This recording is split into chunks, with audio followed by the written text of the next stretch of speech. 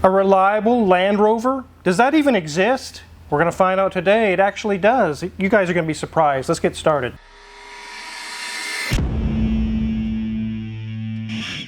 This is a 2020 Land Rover Discovery Sport. This is not the Discovery like full-on Discovery. This is the Discovery Sport, the smaller model. We actually used to have one, Mrs. Wizard. I love that old little Discovery Sport. It was a 2015. There's some key differences between the years. We're going to take a look at that today, but how they're actually very reliable. We're going to show you what we're doing to this one, just a few items getting fixed, and this is back on the road. Let's take a look around this Discovery Sport. Here's the stylish front of this Discovery Sport. This one is black on black. The one we used to have was white with a black roof. This one's apart on the front end. We do have a control arm removed. We're going to show you what we found with that here in a minute, but these do have 18-inch 5-spoke wheels on them. I believe ours had like 20 inches, Mrs. Wizard. I'm kind of thinking they had 20s as well. This one's a little dusty, but it's in good shape. It only has like 60-some thousand miles, not very many at all. This is the Sport P250S, which is a little bit higher end model. As you come around to the back, you can see that it's in very good shape, just a little dusty. Let's go ahead and hop under the hood. Here's our 2-liter inline 4-cylinder turbo, 250 horsepower. This is not the Land Rover Ford collaborated EcoBoost 2.0. This is a whole line of new engines called Ingenium. This is the Ingenium 2.0. The one me and Mrs. Wizard had was a 2015, and only for that year you got the Ford-derived EcoBoost 2.0, and it was really very reliable. So now in 2016 they moved to the Ingenium line of engines, which Mrs. Wizard has a Land Rover Defender 90. It has the Ingenium 3.0 twin charge. This one's the Ingenium 2.0. And it's easy to think, well, yeah, they moved to those are trash. No, they're not. They actually aren't. Now the diesel, the Ingenium diesels I've heard are very, very bad. But the petrol or the gas-powered Ingenium line of engines, which is a 2.0, a 3.0, I think there's 3 engines. There's a 3-cylinder as well, a 1.5 liter little one. I know a few guys that work at Land Rover dealerships, and they said they've actually proving to be very good engines. They have small leaks and things here or there, but they're not having catastrophic failures. In today's world of newer engines failing like crazy on all kinds of makes and models, these aren't. Let's take a look around. So we've taken the front top cover off, and we do have some things disconnected, and the reason why, we do have a small oil leak coming from this timing cover, which oddly enough is not at the front of the engine, it's at the rear of the engine. Take a look, guys. So you see a little antifreeze that dribbled down. We'll get that cleaned up. When we removed a hose, it had a small spill, but that's our transmission. It is a ZF, you can see. There's the serial number and everything. So we're looking at the rear of the engine where it meets the transmission. But yet there's our timing chain, our timing cover. If the timing chain failed, this would be engine split from the transmission. Luckily, we really don't have any serious trouble with that. It just happens to be leaking from this little gasket here. It's pouring a little oil down, which luckily is not a major teardown. You just take this little cover off and put a new gasket on and put it back together. We do see our cam actuator magnets. There's one for intake and one for exhaust. Those are electrically controlled to advance and retard the timing for the timing chain. So that's really all we're doing to the engine is a small oil leak. That's it. It runs like a top. There's nothing else wrong with it. That's pretty much what's going on in the engine bay. Let's let Mrs. Wizard show you guys around the interior. It'll be familiar to you, Mrs. Wizard. I count on it will. There you have it, 62,133 miles. That's looking pretty good back there. I know it lights up a whole lot more and looks really pretty. I love the design when I had mine, but I can't show you anything because Wizard says we cannot turn it on, obviously with it torn apart like that in the engine. So you'll have to live in mystery. Sorry. But as we move up, you'll see the dash is in really nice shape. They've got a nice little bobble hanging from their rear view mirror. But everything is looking really in good condition. With only 62,000 miles, I would expect it to. Have a lot of piano black in here. We have a nice infotainment screen, very simple controls. And this is different than what the 2015 had. This has much more touch items that just obviously don't illuminate until, well, we turn it on. Got obviously our nice items to keep us clean and comfortable and make sure our breath smells nice. But we've got a gear selector behind that, which is the same, hasn't changed since 2015. Armrest, nothing too big, enough for two people to share it nicely. And as we lift up on here, you can see we got some charge ports, got a nice little micro SD spot, and we've got a cup with lots of, well, a cup holder. They're literally holding all their pens. Okay, it works. We have perforated leather in our seats, really not a lot of bolster because this is not a car you go drifting around in, but that perforated leather is for the heated and the cooled seats. That was one thing that was very nice, very good creature comfort for the 15 that we owned. Door card is looking very nice, have a Meridian speaker integrated in with a nice steel handle to make sure that door closes securely. Here we are at the back seat, we've got more of that fluting going on, and if you look over here, we have just barely enough room for that passenger and baby seat to go together. Not a lot of wiggle room back there, but it does work, baby fits. As we look at our back cargo area, some of them, even though that is kind of small, did come with a third row seat. This one does not, but the 2015 one did. Have a very large panoramic moonroof up there. It's all black on black, so it's kind of hard to see, but it is a very panoramic space all the way to the back. So here we are at our steering wheel, and it does say Discovery on here. No Land Rover, just Discovery. Have interesting controls here. I would hate for these items to become damaged because they're so integrated in. You'd have to replace obviously each whole part. So hopefully that will withstand the test of time. So enough of this interior talk. Let's get this up in the air and see what it looks like on the underneath.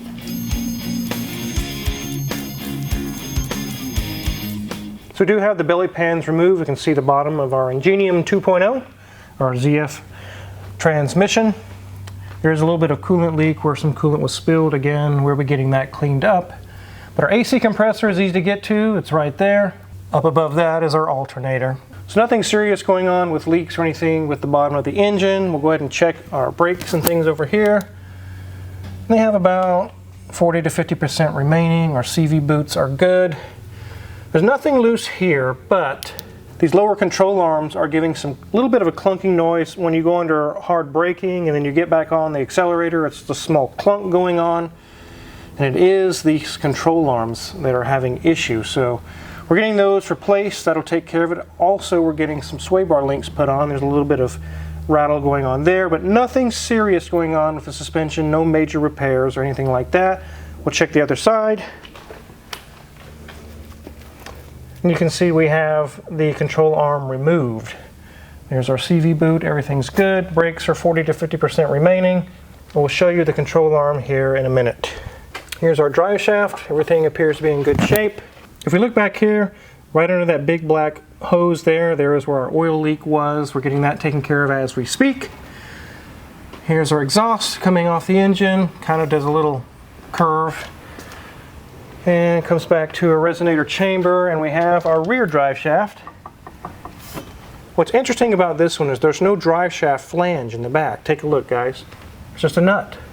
It just has probably splines or something that comes off. There's no flange with a bunch of bolts like we're used to.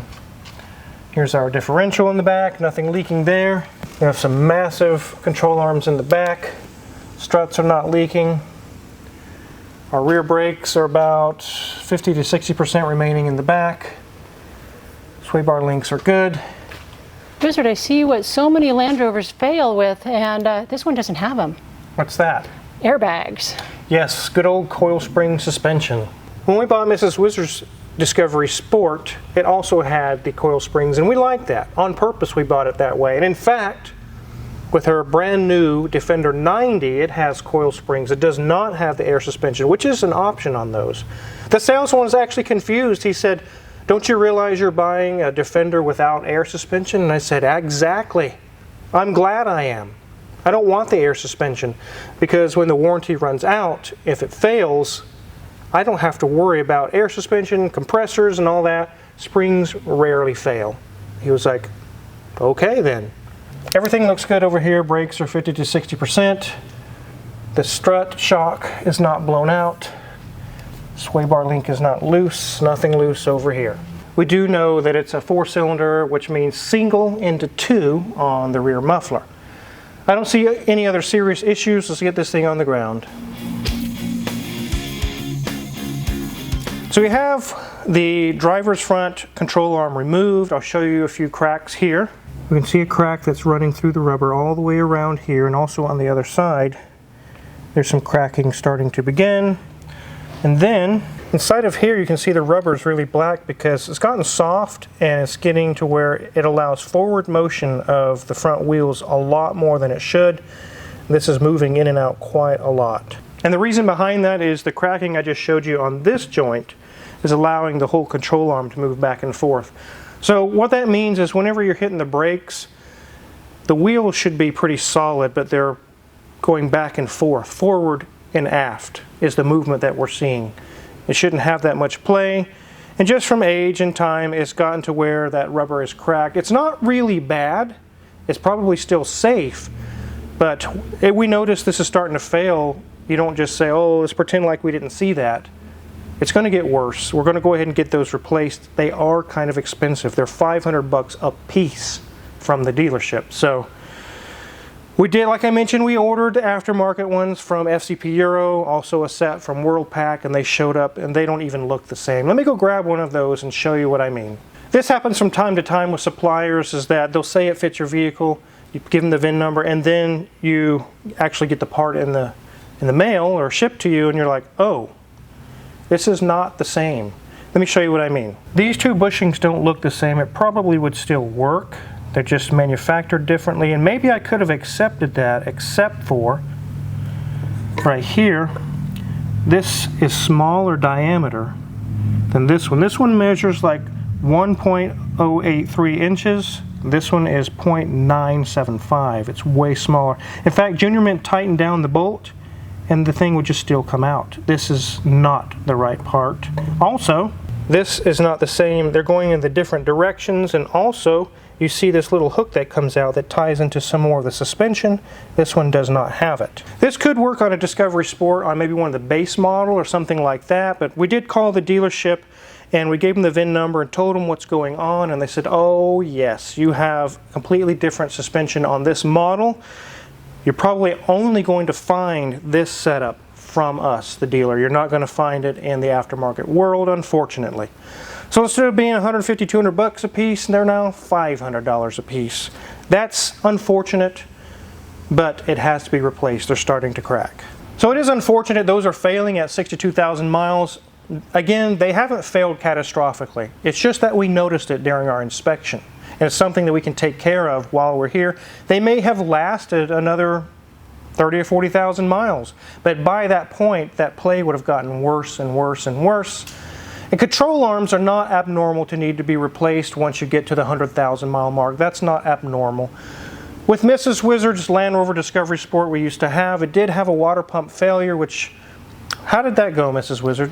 I smelled the coolant pretty early. I mean, it was just like a drop, it kind of landed on the exhaust, and I called you and you said, yep, bring it straight to the shop, and we got it fixed, and we got the nice Ford discount on that though. Yeah, we were able to source the part from a Ford Escape with the 2.0, which is really something I'm going to talk about here in a minute, but we had that fail, and we did have a turbo boost solenoid fail, which again we sourced from an Escape. Everything bolted right up. We didn't have to pay the premium Land Rover prices. We had that car for a couple of years, really no serious trouble at all. Really, we were very pleased with it. So during the 2015 year, you get the EcoBoost Ford engine, which you can save some money on parts because a lot of parts transfer right over from a Ford Escape. We found that out ourselves. So if you really like that idea of getting parts cheaper, 2015 is the year to look for. You get the EcoBoost. They're fairly reliable, and when parts do fail again, they source or cross right over to Ford parts because at the time they were using a Ford engine. They're not using that here by 2020. Again, in 2016 they went to the Ingenium 2.0. However, they're still reliable. I know it's easy to think, oh, it's a Land Rover, that thing's a pile, that thing's going to break down every 6 months, it's going to be $5 grand in repairs.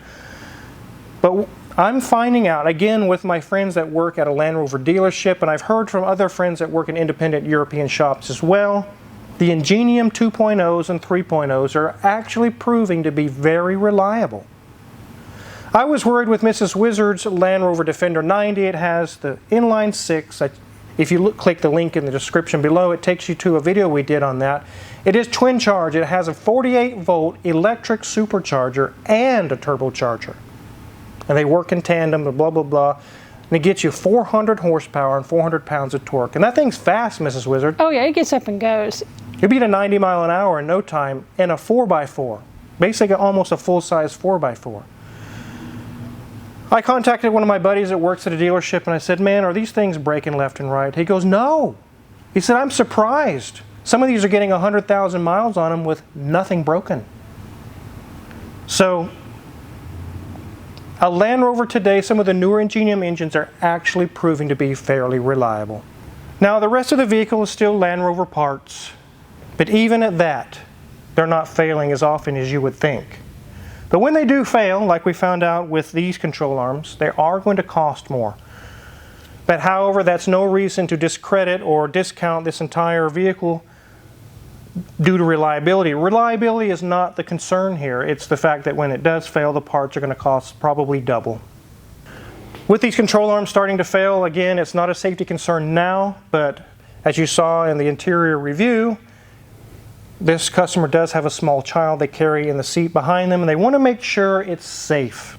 So we're not going to wait until it fails and causes an issue to replace it. We're doing the right thing. We're going to replace it now and get it taken care of. The key to any European car that you purchase, a BMW, a Jaguar, a Land Rover, a Mercedes, any of these cars, the key to their longevity is maintenance. Just like this customer is doing here, they don't wait until it breaks and leaves them stranded to get it fixed. They're taking care of the maintenance as they go along, and yes, it is going to be more expensive than your Chevy or Hyundai, probably double. But they can be reliable and have a long lifespan as long as you keep up on the scheduled maintenance. And when things are found and starting to fail, you take care of it right away. One last thing I want to talk about that Mrs. Wizard's Defender 90 has, that this also has, and her Discovery Sport had when we got it, it has a really sweet feature in the windshield. It has tiny little wires. You can't hardly see them. It's a fine wire all through the entire windshield. So when it's cold outside, you don't have to wait for your engine to warm up to get the ice off the windshield. You just push a button and boom, it starts melting it right now. It doesn't even care if the engine's warmed up or not. It is really, really cool feature. I've only seen in Land Rovers. Maybe some other makes have. You can let us know in the comments below, but I've definitely seen this in Land Rovers. I love that feature. Yeah, it was super handy when I was still driving to school in the morning. In the dark, ice was trying to form on the windshield as you're driving, trying to see, yeah. It's another reason why we're leaving Kansas, because we don't like -15 and -10 in the winter. We've had enough of that. When it gets that cold and there's a little drizzle, even your defroster will have trouble keeping up. That's when Mrs. Wizard was able to turn on that feature and it kept it melted and safe all the time, even in those cold temperatures.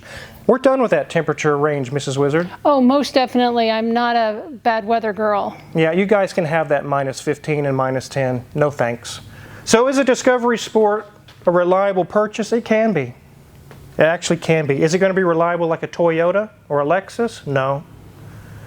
But what we're seeing on the scene right now with all makes and models, 24s and 25s, they're having some serious issues. Even Toyota's starting to have a little few issues with some of their Land Cruisers and the LX 550, I think it is, with engine failures, the 2.7 V6. I know a few friends that are working at Chevy and Dodge and Ford dealerships, and the 25 and 24 models are in the service bays left and right with blown engines. It doesn't matter which brand. Why is the American cars having that trouble? We're not seeing that so much with the Toyotas and Hondas as much. We start seeing a little bit, but man, the American cars are striking out in 24 and 25. The trucks, the little cars, the SUVs, major engine failures. But Mrs. Wizard's Land Rover Defender 90 and some of these Discovery Sports are not having those problems in 24 and 25. Isn't that crazy? We come to a time where a Land Rover, which should be broken on the side of the road all the time, is pulling ahead in reliability over all the American automakers. That's crazy, but it's happening. Definitely wanted to get a video for you guys to answer that question. Is this a reliable vehicle? And we've answered that. It definitely can be. We liked the Discovery Sport when we had it. It was really cool. I like them. I think they look nice. So if you're looking to buy one, get a pre-purchase inspection before you buy one for sure. But they can be a reliable vehicle. If you're curious what kind of tools we're going to use to work on this Discovery Sport or any other car in the shop, check our Amazon affiliates link in the description below. A lot of the tools we use in the shop are listed for sale there, and if you purchase any of them, we get a small cut and really appreciate it. Make sure to hit the subscribe button because as I'm speaking, cars are showing up, which means tons more videos for you guys. Thanks for watching.